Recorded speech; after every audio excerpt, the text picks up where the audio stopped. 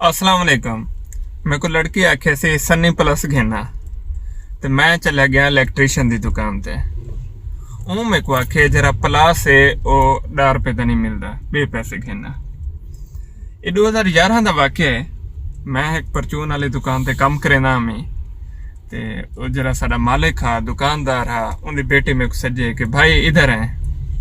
मैं जल्द उनके कने गया तो पता है असा सराकी बड़े ढीले हैं, हौला हौला लेंदे हैं ते हौला हौला समझते हैं। वो पंजाबी हैं, जरा तेज हैं ते उन्हें मेरे को बड़ा आखे तिखे अंदाज आखे सी कि ये पैसे पकड़ो तो वनो सन्नी प्लस की दियो। मेरे को सन्नी भूल गए तो प्लस याद रह गए।